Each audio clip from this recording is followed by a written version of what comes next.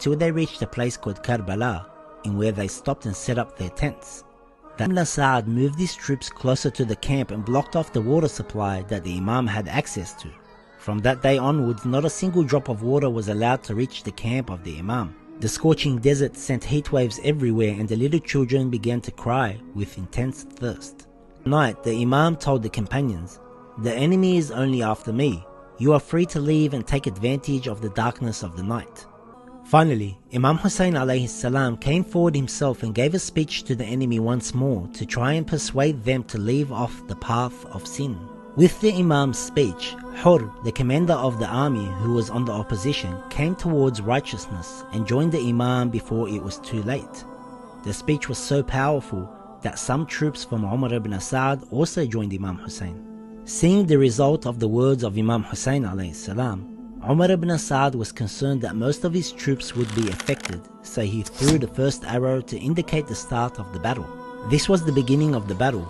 After a few single combats, there was a general attack in the mid-morning.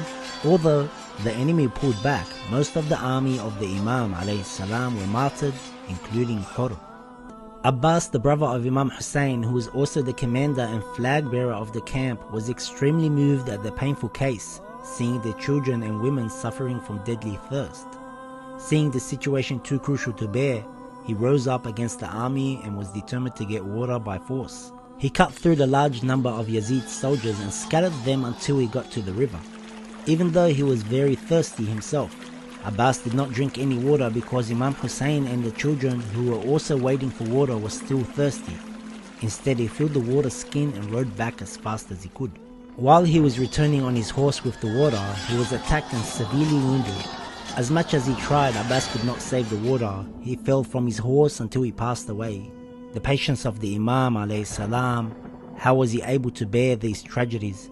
At that moment, Imam Hussein heard his baby infant crying because of the thirst. Imam Hussein's love for his family was unbound, especially for a suffering baby. He held the baby in his arms and appealed to the enemy for some water for the baby, in order for them to feel some sympathy. Instead of offering water, they shot arrows, killing the infant. Imam Hussein felt an unbearable wave of pain as he stood alone facing thousands of wretched enemies. He fought them bravely and kept fighting, receiving many wounds in the process. The enemy of Allah surrounded the Imam from all sides, and his pure blood was dripping from their swords. Some historians have said that the Imam received at least 120 injuries from swords, spears and arrows. The Imam alayhi salam remained on the ground for some time until the enemy of Allah beheaded the Imam.